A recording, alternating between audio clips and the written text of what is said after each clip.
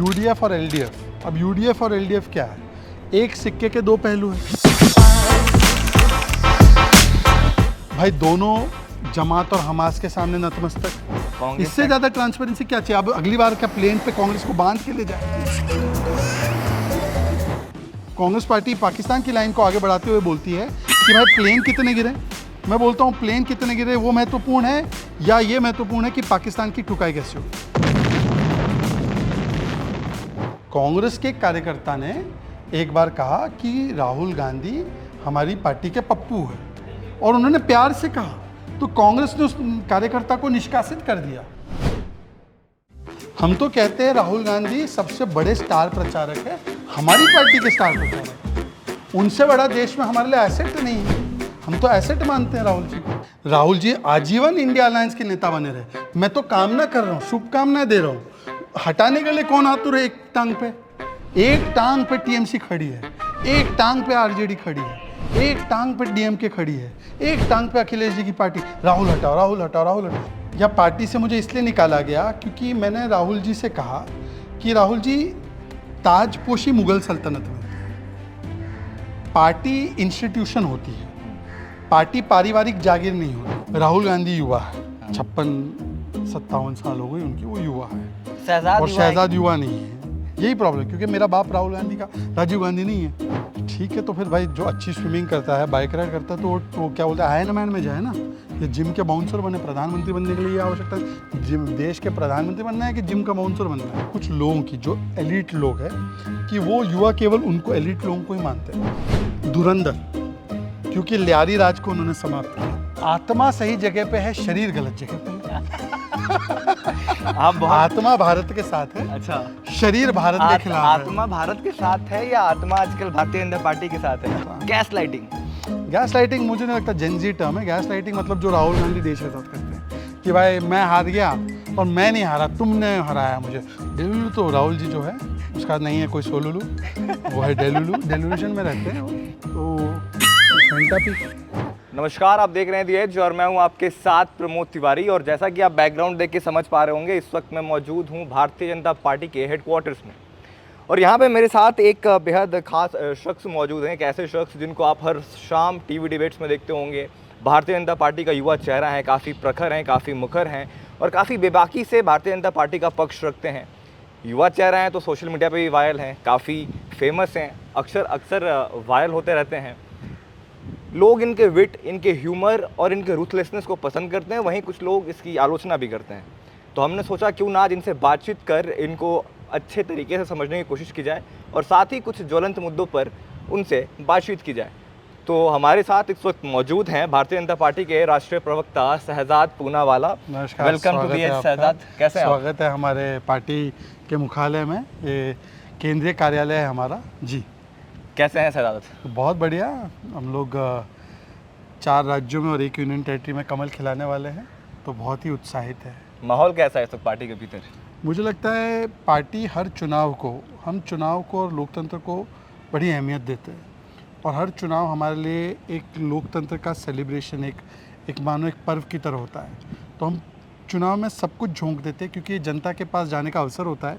हम जनता को अपना मालिक, जनता को जनार्दन समझते हैं।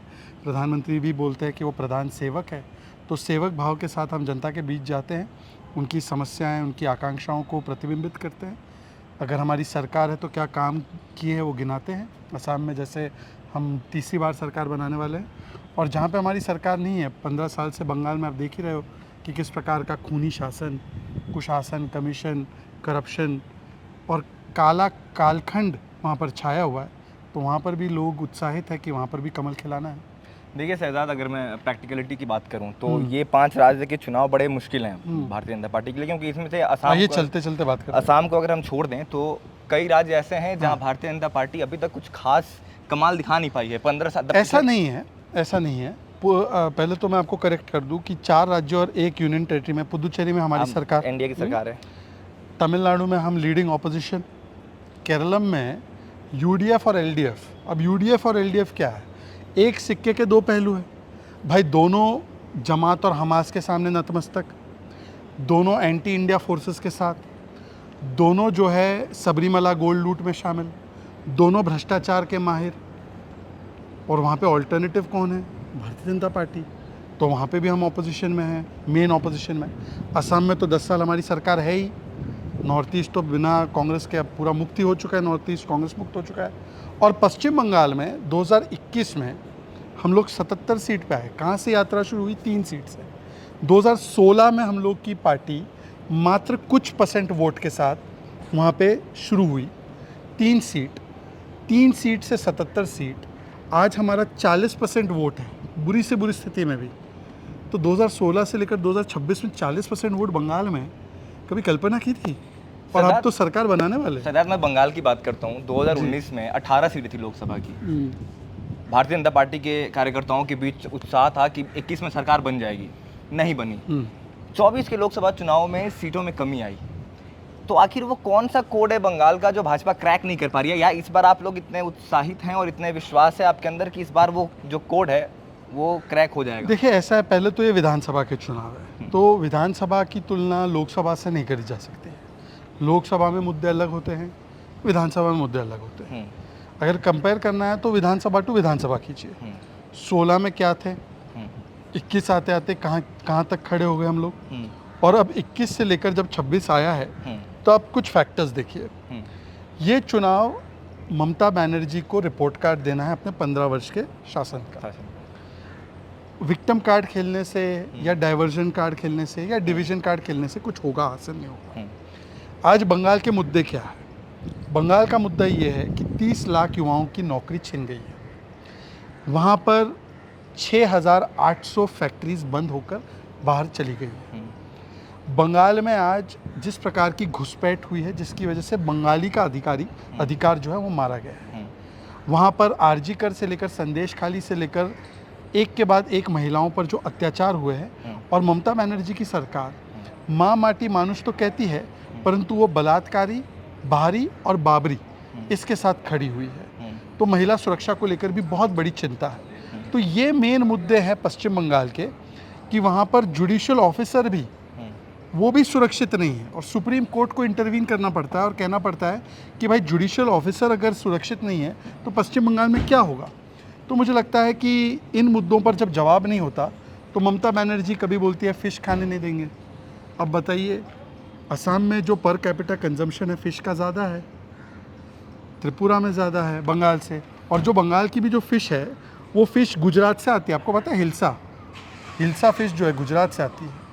तो मुझे लगता है कि पश्चिम बंगाल में जो मुद्दे हैं उस पर जवाब देने की जो है क्षमता नहीं है, इसलिए कभी वो फ्रीडम फाइटर्स को भी बंगाली और नॉन बंगाली में कि गुजराती फ्रीडम फाइटर का कोई रोल नहीं था, इस प्रकार के बयान महुआ मोइत्रा देती है। लोग इससे उठ चुके हैं, लोग इससे ऊब चुके हैं। लोग पूछ रहे हैं कि ममता बनर्जी सरकार ने क्या हासिल किया है।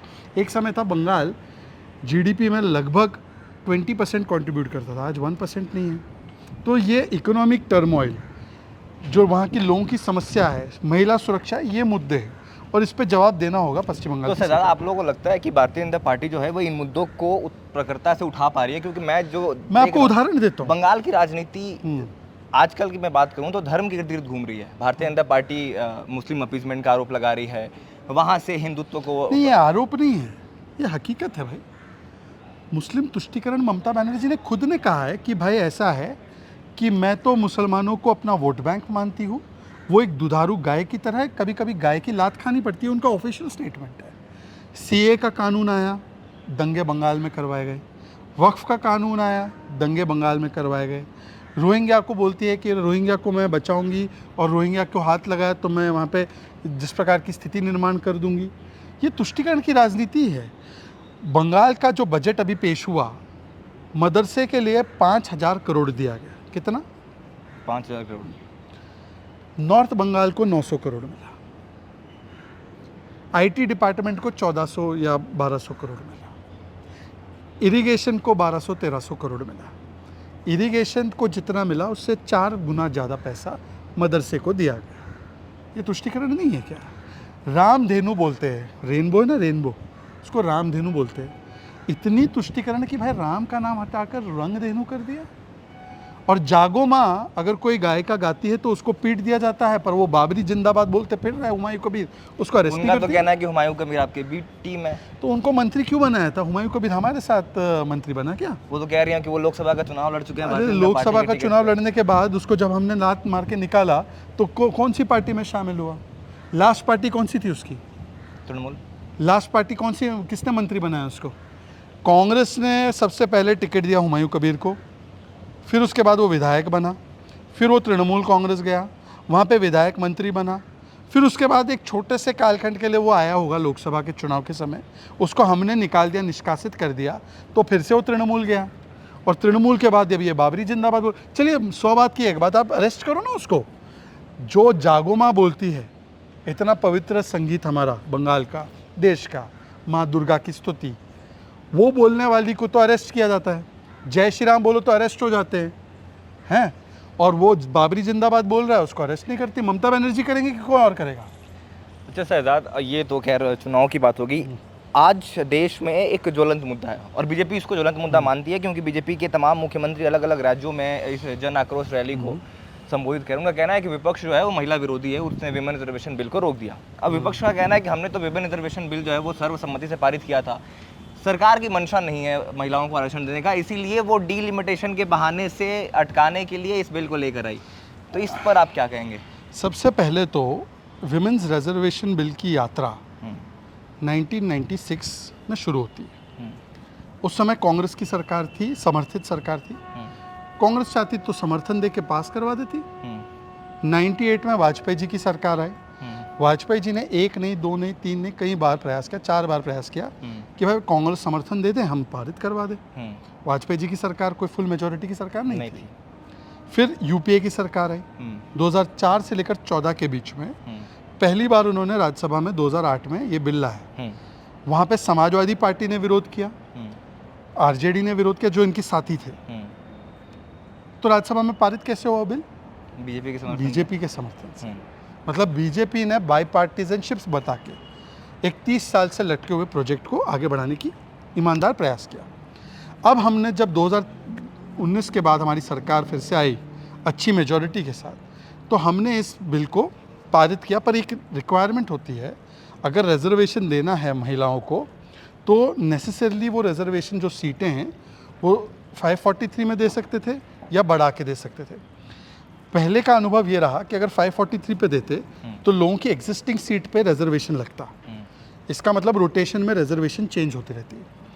उसमें 2 समस्या थी। एक तो जो एक्सपीरियंस पहले का रहा है कि 543 सीट्स में जब होता है तो कई सारे लोग और इनसिक्योर हो जाते, मेरी सीट चली जाएगी, तो समर्थन उस समय उस प्रकार से नहीं देते।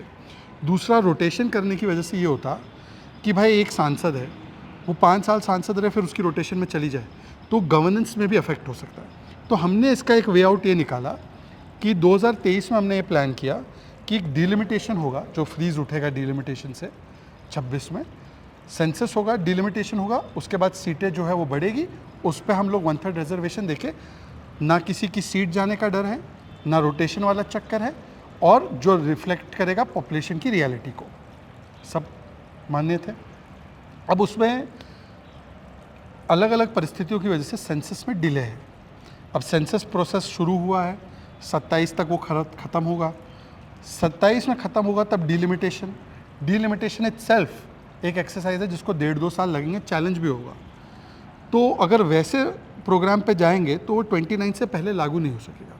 इसीलिए एक ईमानदारी से हमने सोचा कि चलो 2011 का सेंसस अपने पास ऑलरेडी है, कांग्रेस के ज़माने में हुआ है, उस सेंसस के आधार पर हम लोग सीटें बढ़ा देते हैं, 815, 816 सीटें हो जाएगी, मतलब 50% सीटें इंक्रीज़ हो गई, और सबका 50% इंक्रीज़ होगा सब स्टेट्स का, तो किसी को ये नहीं लगेगा कि मेरी सीटें कम हो गई, और उसको लागू करके 29 से लागू कर देते। अब बताइए कि अगर आप 23 में इसके लिए एग्री थे तो और आप कह रहे थे कि तुरंत लागू होना चाहिए, तो भाई ये मौके में तो आपको तुरंत सपोर्ट करके बोलना चाहिए था, हाँ मोदी जी 29 से लागू करो। पर उल्टा कांग्रेस ने टेक्निकलिटी निकालकर एक रोड ब्लॉक पैदा किया, और कांग्रेस, समाजवादी, तृणमूल कांग्रेस, आरजेडी सब ने मिलकर महिला अधिकारों का गला घोटा। उनका तो कहना है कि आप अभी 543 सीटों पे दे दीजिए, हमने तो सर्वसम्मति से पास मैंने किया आपको था। बताया ना, 543 सीट पे अगर देना मुमकिन था तो कांग्रेस ने जब हमारे समर्थन के साथ 2010 में राज्यसभा में पारित कर दिया, 10 से 14 में क्यों नहीं लाया वो? 10 से 14 के बीच में लोकसभा में क्यों नहीं लाया? हमारा तो समर्थन था ही, क्यों नहीं लाया? क्योंकि उनको भी पता है कि 543 पे इसको करना, ये उस समय ये एक्सपीरियंस था कि वो पॉसिबल नहीं था। इसीलिए ये 1/3 वाला रिजर्वेशन जो है वो रोटेशन से ना हो, एक बार सीटें जो है रिजर्व्ड हो जाए, वहाँ पर महिलाओं को अपॉर्चुनिटी मिले और एक प्रैक्टिकल सोल्यूशन इससे बाहर निकले। इसके लिए हमारा ये प्लान था या हमारा ये प्रयास था कि 815 या सीटें जो है वो 50% से आप बढ़ा दो। 543 है, वो 850 तक मैक्सिमम सीटें कर दो और उसमें से 1/3 आप अगर रिजर्व करते हो तो ज़्यादा सीटें भी मिलती है। 543 में अगर 1/3 करते तो 180 सीटें होती। अब 815 816 पे करते तो 270 सीट्स होती, तो ज़्यादा महिलाओं को मौका मिलता। इसका एक दूसरा कांग्रेस का मैं आपको असली प्रॉब्लम बताता हूँ। कांग्रेस चाहती है कि एक ही परिवार की महिलाएं पार्लियामेंट पहुँचे।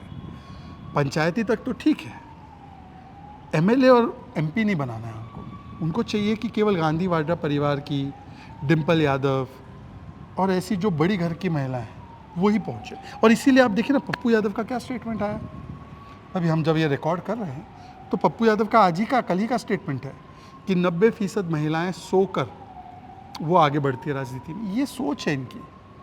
जब महिला आरक्षण बिल गिरा, नहीं पास हुआ, 2/3 नहीं मिला, तो राहुल गांधी और कांग्रेस मेज तबतबा रहे थे, जश्न मना रहे थे। शशि थरूर का बयान है कन्विंसिंग विक्ट्री। इसमें विक्ट्री क्या थी भाई? देश की महिलाओं की मायूसी में इनको विक्ट्री नजर आ रही है। वो कह रहे हैं हमने डीलिमिटेशन को रोक दिया, इनके मंशे को, इनका मंशा था डीलिमिटेशन को कहाँ रोका है भाई? सेंसस के बाद डीलिमिटेशन होगा ही, वो कहाँ रोका है? आप तब साउथर्न स्टेट्स को कन्विंस कर पाएंगे, डीएमके जैसी जो पार्टियां अब वो बच्चा जब पैदा होगा तब उसके बच्चे की हजामत करेंगे ना। अभी से बच्चे की हजामत करके क्या मिलने वाला है? वो मेरे हाथ में थोड़ी है। जो सीटों को बढ़ाने वाली बात थी, उसका एक दूसरा पहलू था। कुछ लोगों का ये कहना है कि आप अभी जो 543 सदस्य हैं संसद में, तब उनको बोलने का पर्याप्त मौका मिलता नहीं। वो सब आप जब 800 कुछ सीटें कर देंगे, 800 सांसद होंगे, उनका खर्चा कौन वहन करेगा? साल में संसद कितने दिन बैठेगी और वो कितना बोलने का मौका मिलेगा? ये कुछ लोगों की आम धारणा अब ये तो कॉमन सेंस की बात है।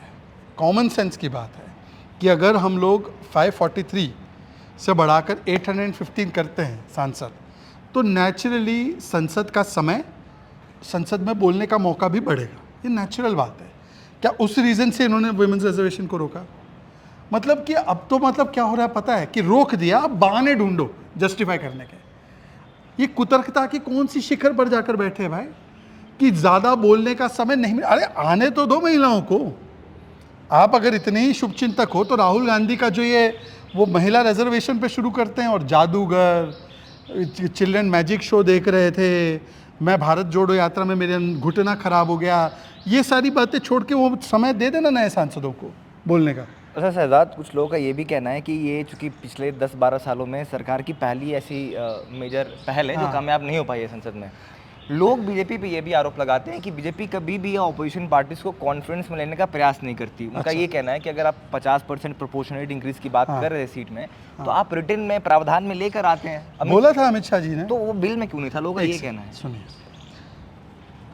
एक तो उनको ये पता होना चाहिए कि आर्टिकल 81, 82 के माध्यम से ये स्पष्ट था कि अगर 815 होती है तो प्रोपोर्शनली सबकी इंक्रीज़ होगी, क्योंकि ये सेंसस हम लोग पॉपुलेशन के आधार पर तो कर नहीं रहे थे। तो ये कॉमन सेंस की बात थी। इससे पहले भी, ये बिल लाने से पहले भी अमित शाह जी और प्रधानमंत्री जी दोनों ने बताया था कि किसी भी स्टेट का जो अनुपात आज की तारीख में है वही रहेगा।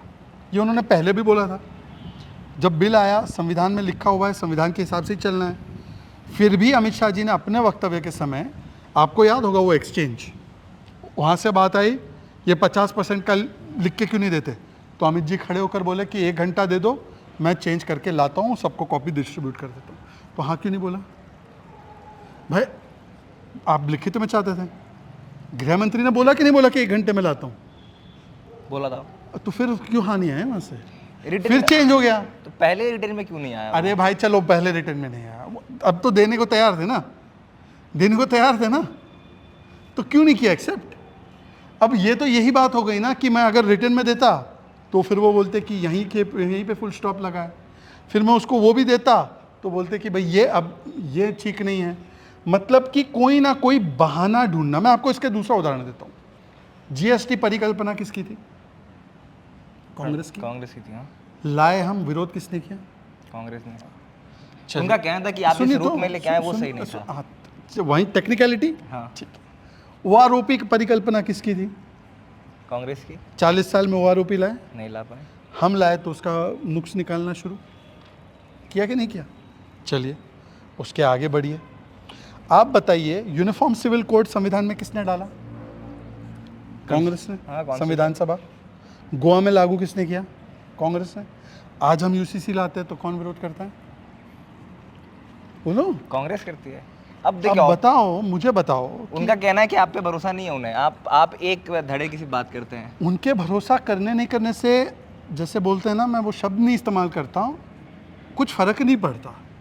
जनता को भरोसा करना है। जनता को मुझ पे भरोसा है, उन्होंने मुझे सरकार चलाने का मौका दिया। जनता को आप पे विश्वास नहीं, उन्होंने आपको विपक्ष में बैठने की जिम्मेदारी दी। ये आपका हम पे भरोसा हो, मेरा आप पे भरोसा हो, उससे नहीं चलता। जनता का किस पे भरोसा है? 3 बार हम चुनाव अगर जीतते हैं तो जनता का निश्चित रूप से भरोसा प्रधानमंत्री मोदी पे है। तो क्या आप जनता के ऊपर भरोसा नहीं करते क्या? आप ये कहते हैं ना कि हम पे भरोसा नहीं, मैं आपको इसका भी उदाहरण देता हूँ। सर्जिकल स्ट्राइक हुआ 2016 के बाद, अनाउंस किसने किया? आर्मी ने।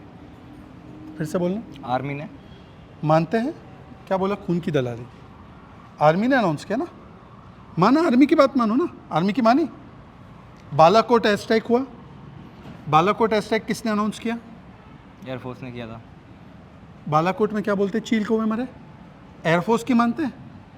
आगे बढ़िए। ऑपरेशन सिंदूर हुआ, उसमें तो वो कह रहे हैं कि हम साथ खड़े उसमें हैं। और फिर फेलियर बोल दिया, फिर बोला कि हमने सरेंडर कर दिया। भाई ऑपरेशन सिंदूर में तो लाइव विजुअल दिखा कि भाई वो 9 बेस को तबाह किया, घर में घुसकर मारा, उनके आतंकियों की कब्रें दिखी। या अल्लाह क्या हो गया, ये आतंकी रो रहे थे। उनकी वो जो बोलते हैं वो सारी चीज़ें, फ्यूनरल जिसमें सभी दिख रहे थे, उनके जनाजे उठ रहे थे, वो सब ने देखा।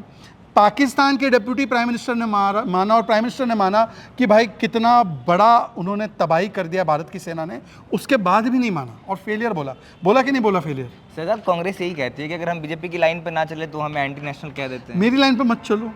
शशि थरूर ने बोला ऑपरेशन सिंदूर सक्सेसफुल था, सरेंडर नहीं हुआ, मानी शशि थरूर की। मनीष तिवारी ने बोला। उन लोगों की तो आजकल नजदीकियां भारतीय जनता पार्टी कांग्रेस से को बढ़ रही भरोसा हैं। नहीं। मनीष तिवारी कहाँ से नज़दीक हो गए भाई? शशि थरूर हो रहे हैं इसका मतलब। थरूर जी कहाँ से? वो तो चुनाव में हमारे खिलाफ कैंपेनिंग कर रहे हैं, हमारे खिलाफ कैंपेनिंग कर रहे हैं केरलम में। दुख है इस बात का। हमें दुख या सुख नहीं है, हम कह रहे हैं कि कांग्रेस शशि थरूर को नहीं मानती, कांग्रेस मनीष तिवारी को नहीं मानती, तो कांग्रेस मानती किसको है? कांग्रेस सरकार को नहीं मानती, कांग्रेस सेना को नहीं मानती, कांग्रेस संसद को नहीं मानती, कांग्रेस संविधान को नहीं मानती, कांग्रेस अपने नेता को नहीं मानती। कांग्रेस मानती किसको है वो बताओ मुझे, किसको मानती है कांग्रेस? कांग्रेस मानती है एक एस को, सोरॉस। कांग्रेस संसद को नहीं मानती, संविधान को नहीं मानती, सेना को नहीं मानती, कांग्रेस सोरॉस को मानती है। जो सोरॉस उठा के बोलता है राहुल गांधी को, वो राहुल गांधी उठाते। मैं आपको उदाहरण देता हूँ। OCCRP की रिपोर्ट आई, भारत की वैक्सीन बेकार है, सोरॉस की रिपोर्ट थी।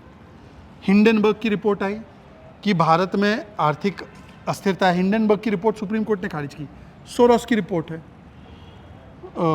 पेगासस वायरस घुस गया फ़ोन में, सुप्रीम कोर्ट ने उसकी पूरी चीज़ को खारिज कर दिया, सोरॉस की रिपोर्ट पे। तो कांग्रेस सुप्रीम कोर्ट को नहीं, सेना को नहीं, साइंटिस्ट को नहीं, संसद को नहीं, संविधान को नहीं, सोरॉस को मानती। तो बीजेपी और ज़्यादा ट्रांसपेरेंसी से चीज़ों को सामने क्यों अरे रखती है? बीजेपी के से ज़्यादा ट्रांसपेरेंट कौन हो सकता है भाई? सेना से ज़्यादा ट्रांसपेरेंट कौन हो सकता है? दोनों हमारी जांबाज, हमारी महिला सिपाहियों ने प्रेजेंटेशन देकर बताया कहाँ बम गिरे हैं सिंदूर ऑपरेशन में। बताया नहीं बताया? हमने दिखा दिया, रहीम यार खान बेस गड्ढा हो गया, नूर खान बेस गड्ढा हो गया, आतंकियों की कब्रें थी, वो कौन सा जैश ए मोहम्मद का आतंकी, उसका पूरा परिवार मारा गया। इससे ज़्यादा ट्रांसपेरेंसी क्या चाहिए? अब अगली बार क्या प्लेन पे कांग्रेस को बांध के ले जाए? तो कांग्रेस का कहना है कि प्लेन, कितने प्लेन हमारे नुकसान हुआ, हमें कितना नुकसान हुआ। देखो ऐसा है ना, कांग्रेस जो है ना, कांग्रेस को भारत की क्रिकेट मैच की जीत होगी ना तो कांग्रेस पूछेगी कितने विकेट गिरे। हमें प्लेन से ज़्यादा हमारे प्लान से मतलब होना चाहिए। और भारत के कितने जहाज़ गिरे नहीं गिरे उस पर भारत की वायुसेना सेना ने सब कुछ बता दिया। पर आपको पाकिस्तान के नैरेटिव को बल देना है। पाकिस्तान और कांग्रेस के सुर एक साथ जोड़ो तो आपको मिलेगा कि एक सुर में सुर मिलता है। पाकिस्तान की अखंड ठुकाई हुई, पाकिस्तान के 9 बेस तबाह कर दिए, पाकिस्तान के अनेकों आतंकी मारे गए। कांग्रेस पार्टी पाकिस्तान की लाइन को आगे बढ़ाते हुए बोलती है कि भाई प्लेन कितने गिरे। मैं बोलता हूँ प्लेन कितने गिरे वो महत्वपूर्ण है या ये महत्वपूर्ण है कि पाकिस्तान की ठुकाई कैसे हुई। सर, आप टीवी डिबेट्स की बात करते हैं जी, आप टीवी पर एक जाना पहचाना चेहरा हैं, आप अक्सर हर शाम टीवी पे बैठते हैं। भाषाई मर्यादा जिस तरीके से हाँ। ख़त्म हुई है, भाषा का स्तर नीचे जा रहा है। टीवी डिबेट जो हैं अब वहाँ पे बहस से अधिक इस बात पे जोर दिया जाता है कि कौन सी रील वायरल हो जाए, कौन सा रील कट जाए, मैं ऐसा क्या बोल दूँ कि मैं सोशल मीडिया में वायरल हो जाऊँ। आपको लगता है कहीं ना कहीं ये ओवरऑल पब्लिक डिस्कोर्स के लिए बहुत ख़राब है और एक बहुत बुरा समय चल रहा है वाद विवाद या फिर उन लोगों के लिए जो एक अच्छे हेल्दी डिबेट या डिस्कशन में भरोसा रखते हैं? मोदी जी ने एक पार्लियामेंट सेशन से पहले कहा था, जब वो संबोधन करते मीडिया का, कि देश हित में दल मिले ना मिले, दिल मिलने चाहिए। हम राजनीति में एक दूसरे के विरोधी तो हैं, शत्रु नहीं हैं।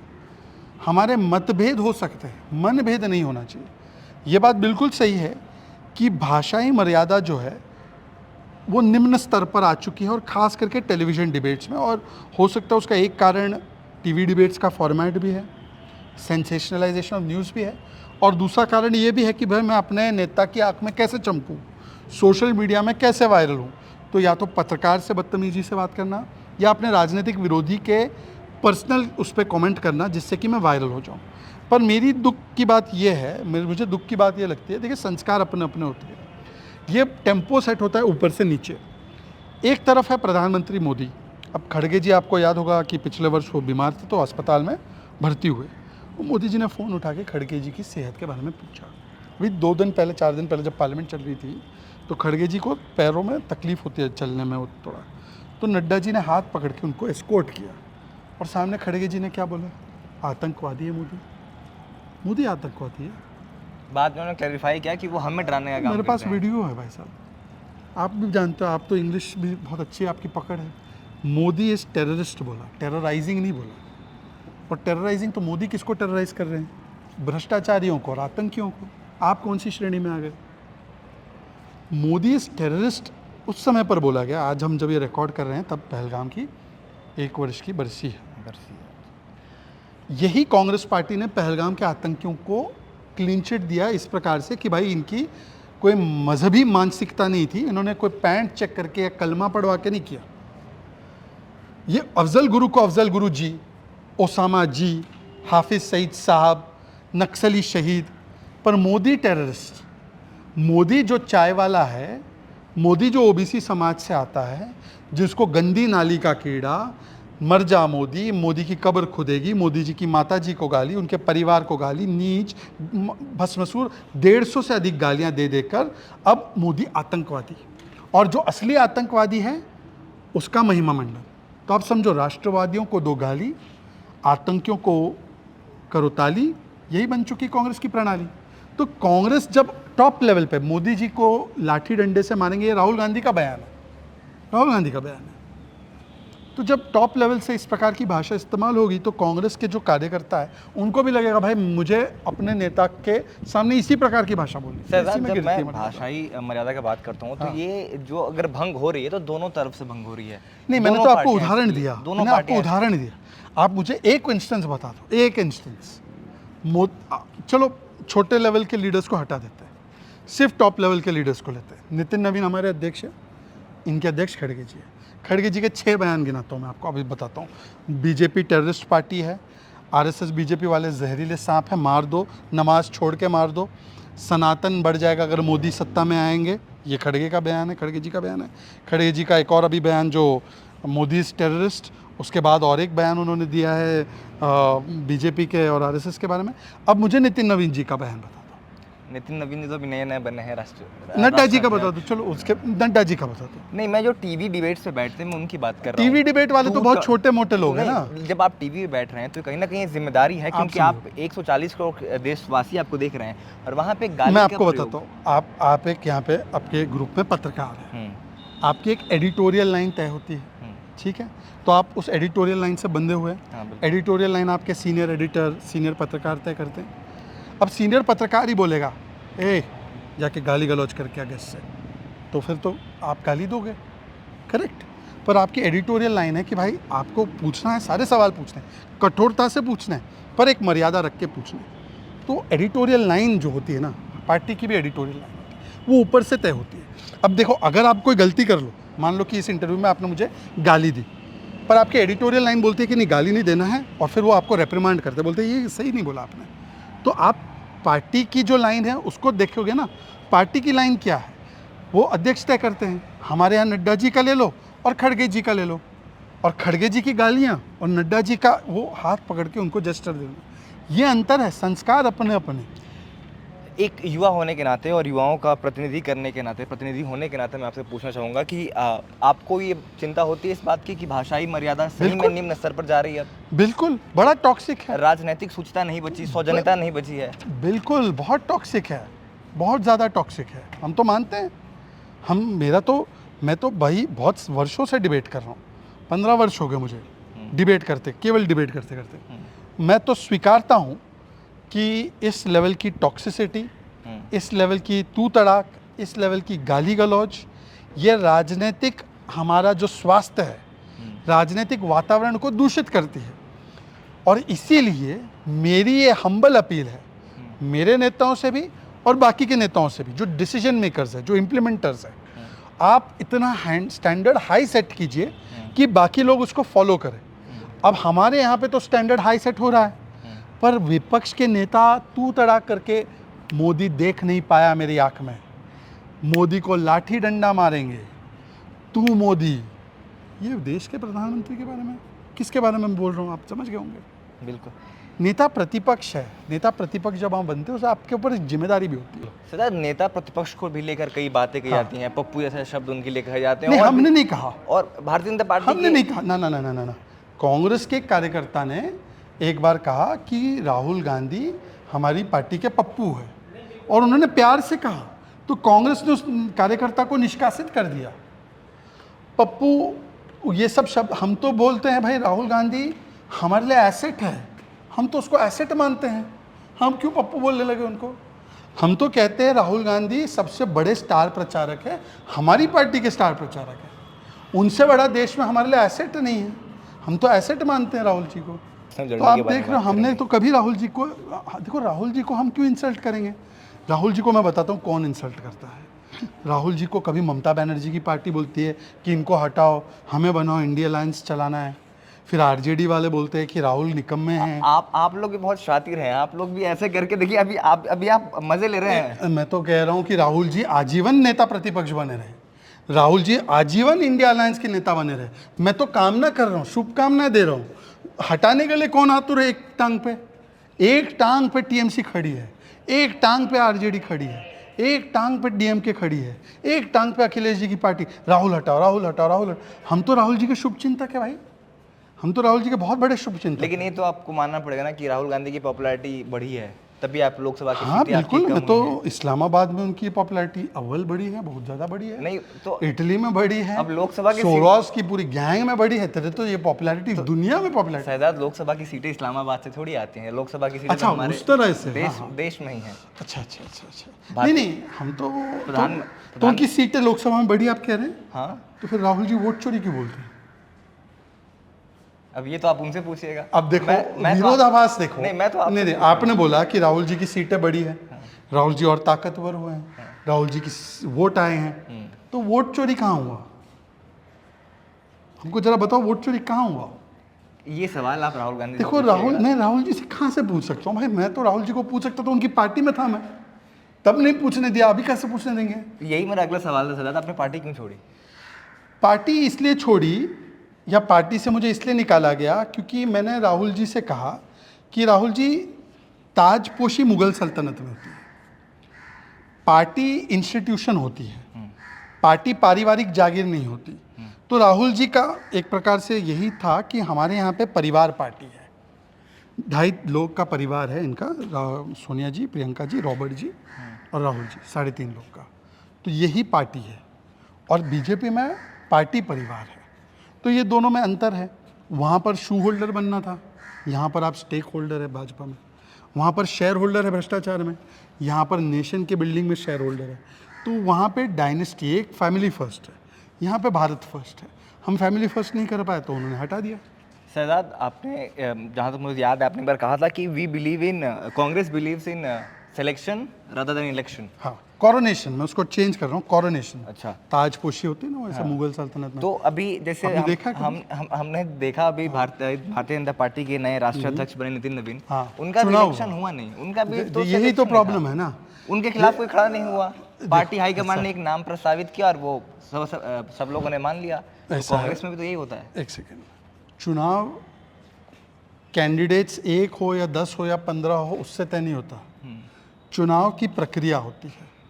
चुनाव में किसी को भी नामांकन भरने का पूरा अधिकार था।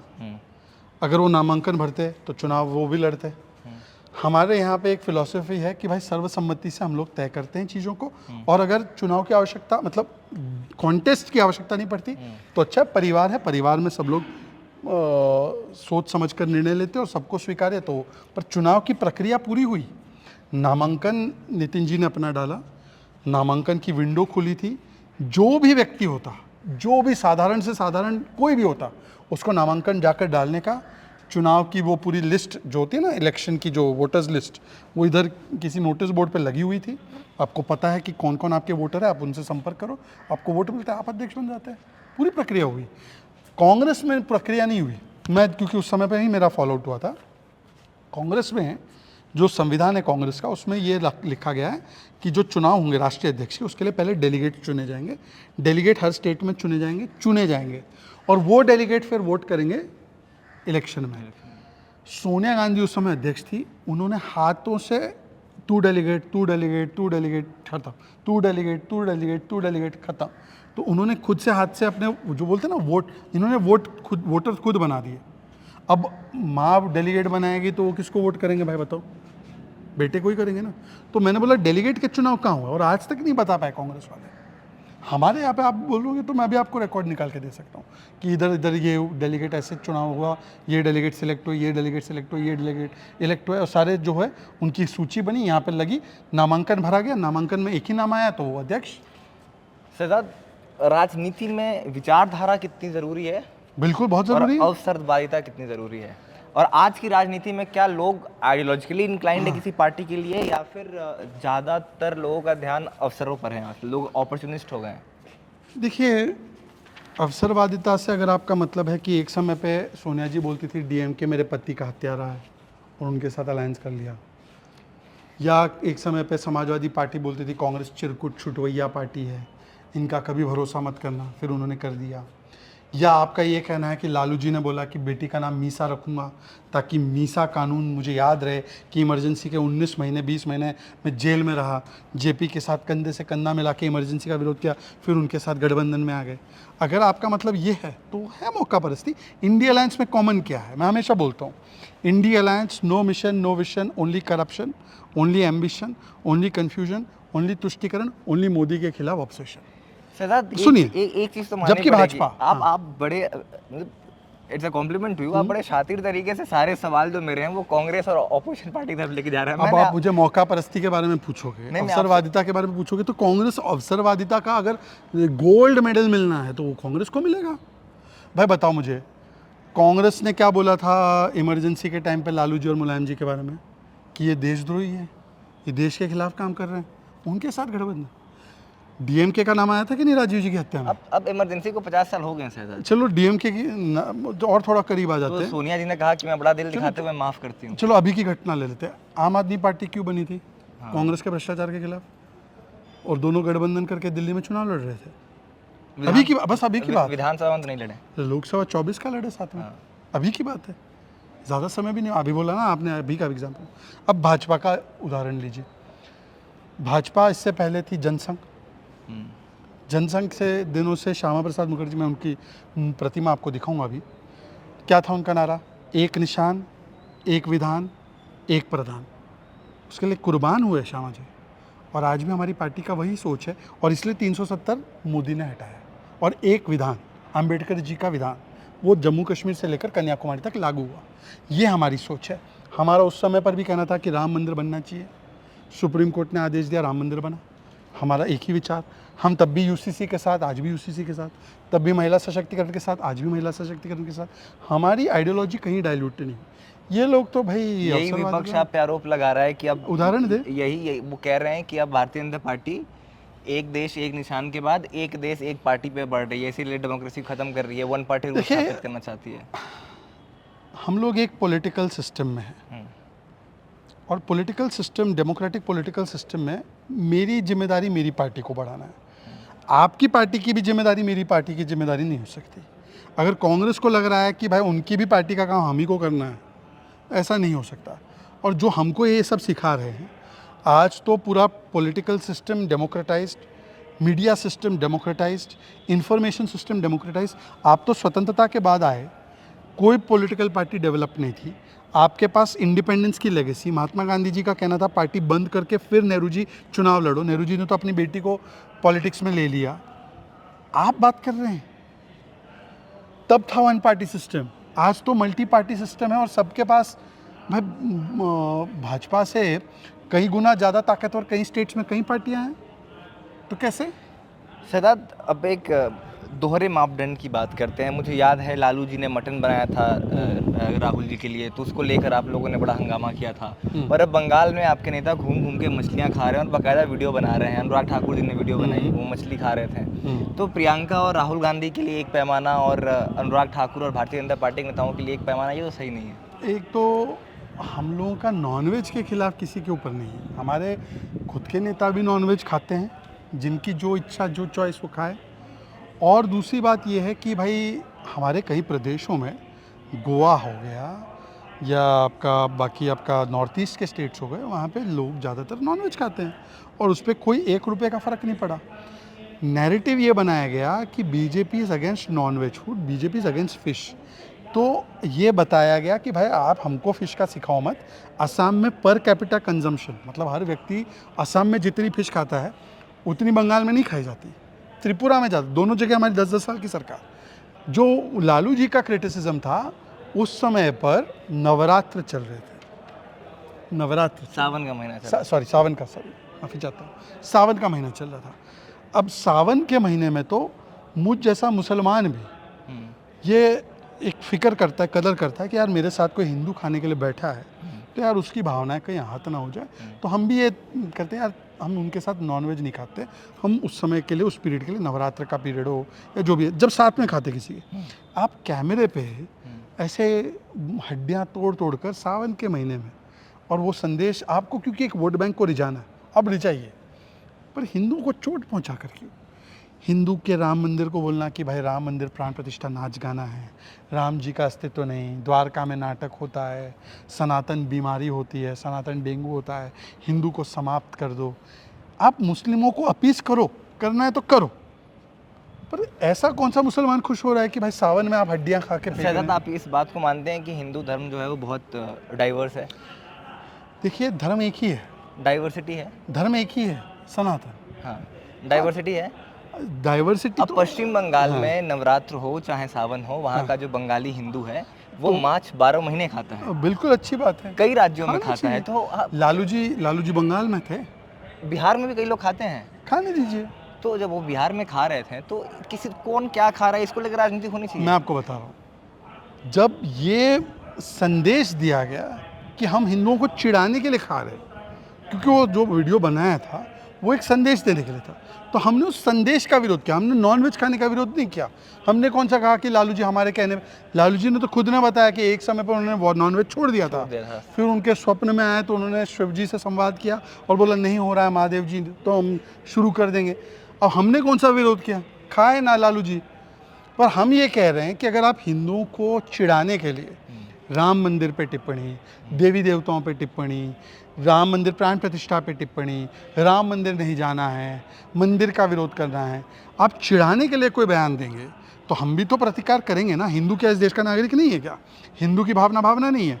बाकी लोगों की भावना अगर थोड़ी भी आहत हो जाए तो सर तन से जुदा करने के लिए निकल पड़ते, और हिंदू भाई प्रतिकार भी ना करे, विरोध भी दर्ज ना करे, तो हिंदू क्या सेकंड क्लास है क्या? हिंदू अपनी बात को एक्सप्रेस करे, और कोई पॉलिटिकल पार्टी हिंदू की भी भावनाओं को प्रकट करे, इसमें गलती क्या है ये मुझे बताइए।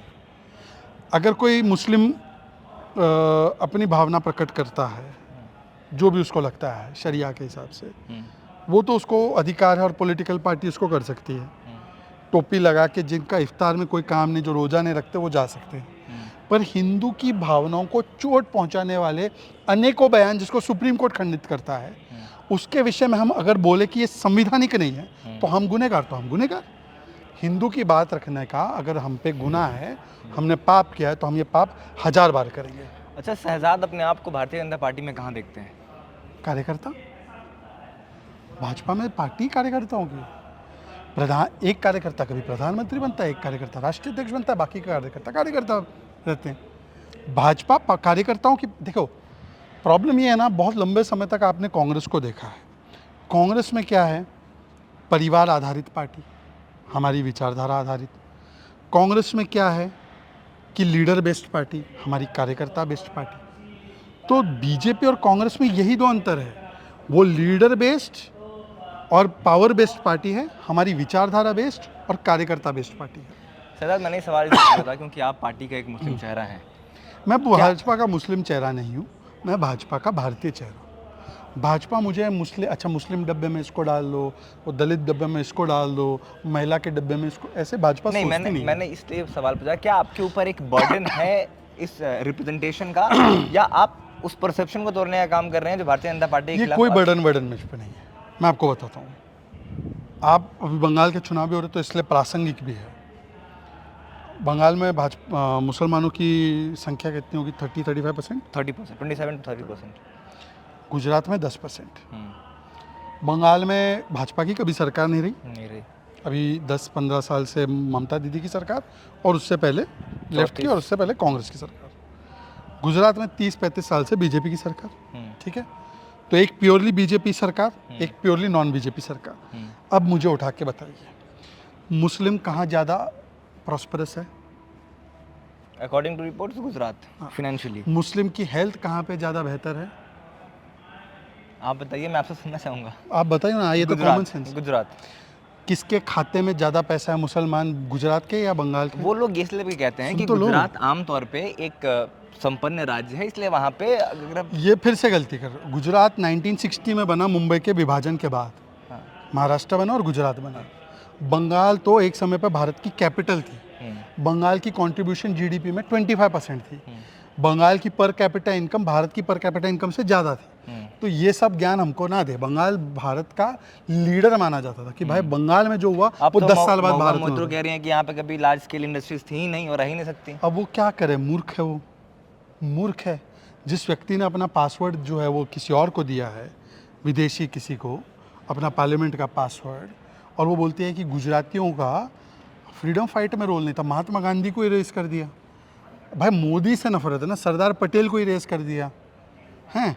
और फिर उसके बाद वो जो है टीएमसी को माफ़ी मांगनी पड़ी उस बयान पे। ये वही महुआ मोइत्रा है जो माँ दुर्गा को wine drinker and meat eater, पता नहीं क्या क्या उन्होंने बोला है। माँ काली को कहा। ठीक है, जो भी है। फिर उसके बाद महुआ मोइत्रा वही महुआ मोइत्रा है। उनके ऐसे एक एक नया बयान है। भाई अगर इंडस्ट्री नहीं थी तो बंगाल इतने आगे कैसे था इंडस्ट्री में? अरे हब था वो मैन्युफैक्चरिंग और बाकी चीज़ों का। कुछ भी बोलना है, मतलब अपनी नाकामियों का ठीकरा बंगाली ऊपर फोड़ रहे हैं। पार्टी अपने आप को युवाओं के बीच में कहाँ दिखती है? क्योंकि एक सच है और एक कि कहीं ना कहीं भारतीय जनता पार्टी जो है वो सोशल मीडिया नैरेटिव हार रही है। युवाओं के बीच में हम सोशल मीडिया नैरेटिव हारते रहते हैं, पर हम बिहार चुनाव जीतते हैं, हम दिल्ली चुनाव जीतते हैं, हम हरियाणा चुनाव जीतते हैं, हम महाराष्ट्र चुनाव जीतते हैं, जहाँ उम्मीद नहीं होती वहाँ पे भी चुनाव जीतते हैं, पर सोशल मीडिया नैरेटिव हम हार रहे हैं। अब पता नहीं, अब बेचारे अमित मालविया को ये सहना पड़ता है। शहजाद, अगर हम बिहार के रिजल्ट की बात करें, हाँ। अब प्रचंड बहुमत आया भाजपा को, लेकिन 18 से 25 साल का ब्रैकेट में जो युवा थे या फिर जो तो first कैसे time आया वो, voters बिना थे, उनके वोट के आया? नहीं, वो उनमें ज्यादातर लोगों ने आरजेडी के लिए वोट किया था। ये किसने बोला आपको?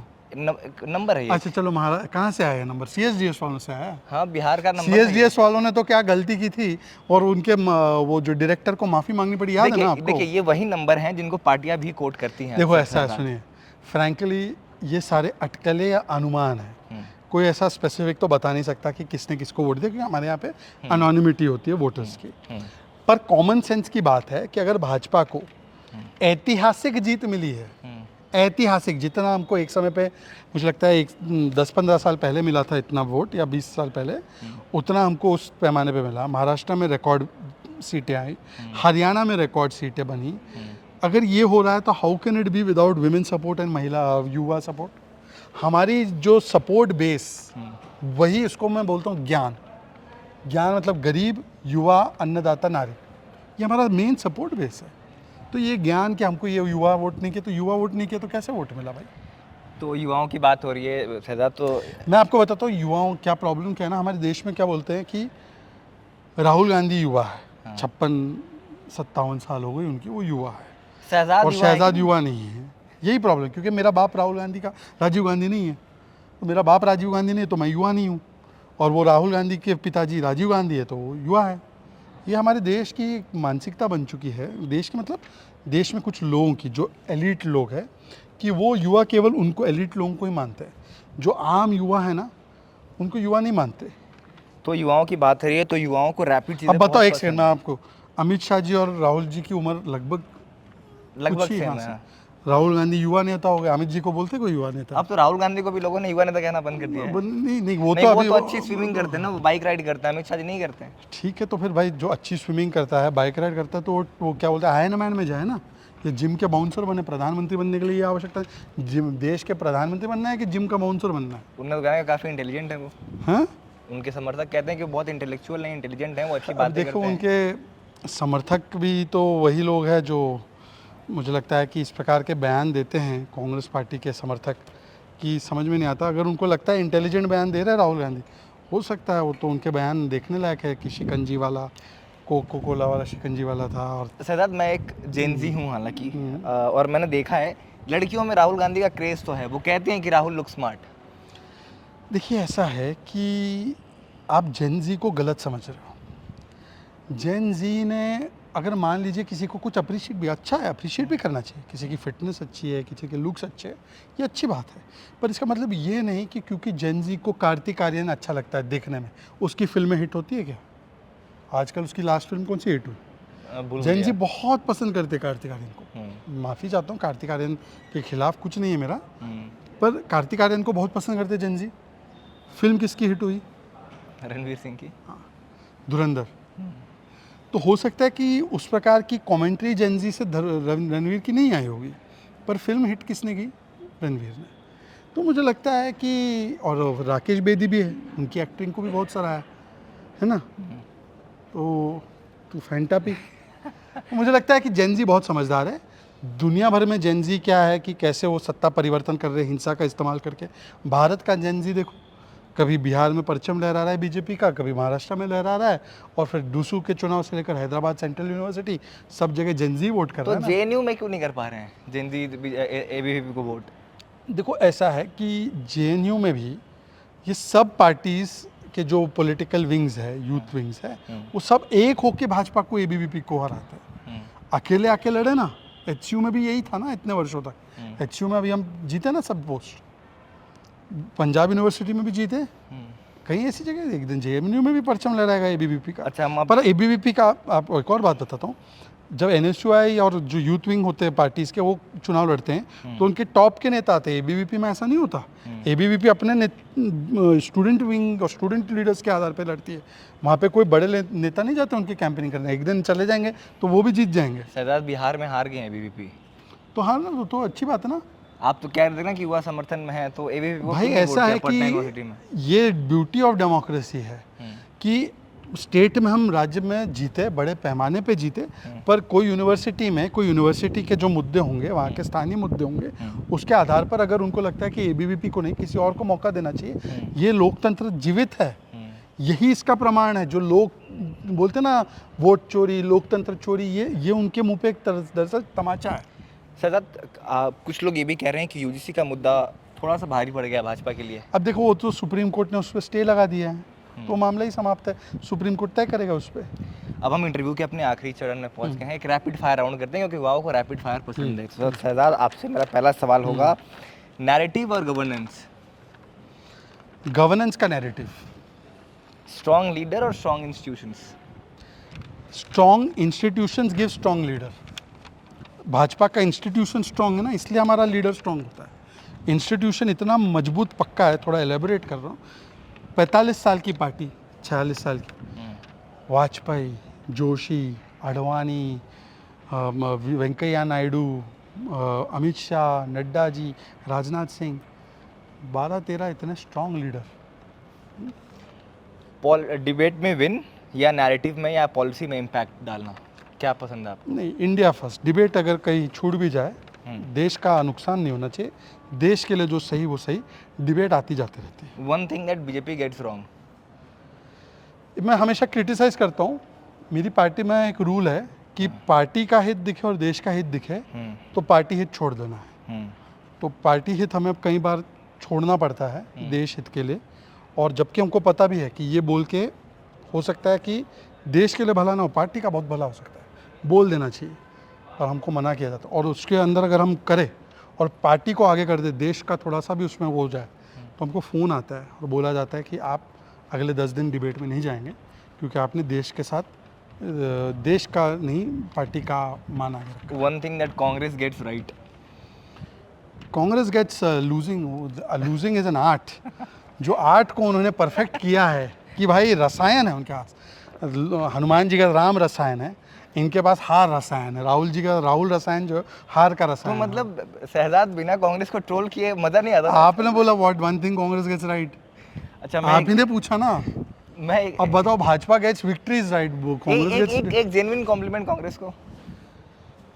कांग्रेस में अंधे समर्थक बनाने की बड़ी अच्छी कला है। अच्छा, बिना दिमाग के सोचे अब मैं एक नाम समर्थन करते अब मैं एक नाम दूंगा और आपको एक वर्ड में उसको डिस्क्राइब करना है। नरेंद्र मोदी, राष्ट्रभक्त, अमित शाह, आधुनिक काल के चाणक्य एवं लोह पुरुष के पदचिन्हों पर चलने वाले व्यक्ति, राहुल गांधी। हाँ, मेरी पार्टी के लिए सबसे बड़ा तोहफा। अब मैं कुछ और बोलता तो आप नाराज हो जाते। नहीं, मैं क्यों नाराज हूँ? मल्लिकार्जुन खड़गे। सम्मान्य। सुप्रिया श्रीनेत, आपकी बेस्ट फ्रेंड। गालीबाज। सुधांशु त्रिवेदी। अति विद्वान। मैं उनको देखता हूँ तो मुझे लगता है कि जो ज्ञान का सागर है, अगर उस ज्ञान के सागर में कोई एक नाविक बन सकता है तो वो है शशि थरूर। आत्मा सही जगह पे है, शरीर गलत जगह पे है। आप बहुत आत्मा भारत के साथ है, अच्छा, शरीर भारत के खिलाफ है। आत्मा भारत के साथ है या आत्मा आजकल भारतीय जनता पार्टी के साथ है? हमको भारतीय जनता शरीर आने का इंतजार कर रहा है। भारतीय जनता पार्टी, भारत के सामने भारतीय जनता पार्टी या कोई भी पार्टी कुछ नहीं है। हमारे लिए भारत मेन है। हम भारत माँ की वंदना करने वाले लोग हैं। तो मुझे लगता है कि शशि थरूर की आत्मा तो सही जगह पे हो, इसलिए सिंदूर ऑपरेशन हो या भारत की विदेश नीति हो, वो भारत का पक्ष रखते हैं, पर उनका शरीर गलत जगह पे है। अच्छा, शरीर और आत्मा में डिस्कनेक्ट है। मनीष तिवारी हैं? मनीष तिवारी। मनीष तिवारी के साथ मेरा काम करने का अनुभव रहा है। मैं कह सकता हूँ एक गलती छोड़ के, जो उन्होंने अन्ना हजारे के बारे में बोला था, अल्टीमेट स्पोक्सपर्सन, ब्राइट इंटेलेक्चुअल, बहुत ब्राइट इंटेलेक्ट, क्रिटिसिज्म करते तब भी ब्राइट है। योगी आदित्यनाथ। धुरंधर, क्योंकि लियारी राज को उन्होंने समाप्त किया है। अच्छा, धुरंधर शब्द सुन के आपको किस नेता का याद आता है अपार्ट फ्रॉम योगी आदित्यनाथ? देखो, मैं हमेशा बोलता हूँ कि दिल्ली में नरेंद्र इज धुरंधर, महाराष्ट्र में देवेंद्र इज धुरंधर और उत्तर प्रदेश में योगी जी इज धुरंधर। ममता बनर्जी।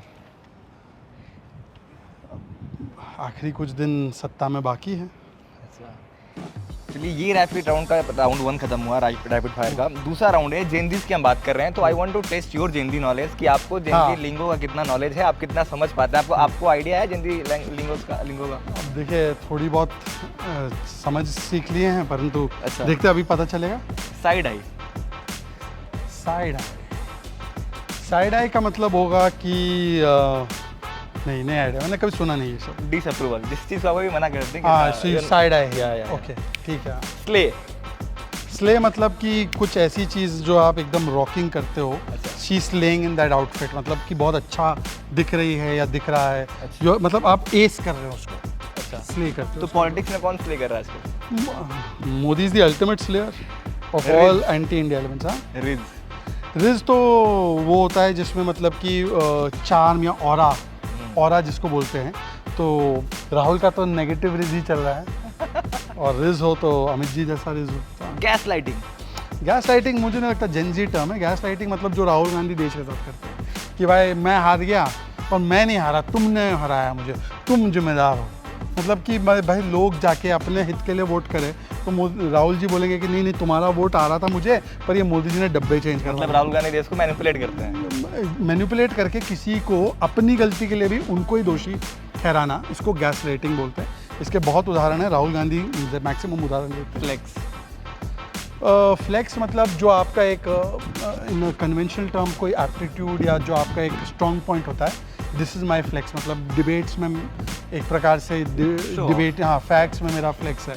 तो हाँ, डेलुलू तो राहुल जी जो है उसका नहीं है कोई सोलुलू, वो है डेलुलू, डेलुशन में रहते हैं वो। आप राहुल गांधी को बहुत याद करते हैं।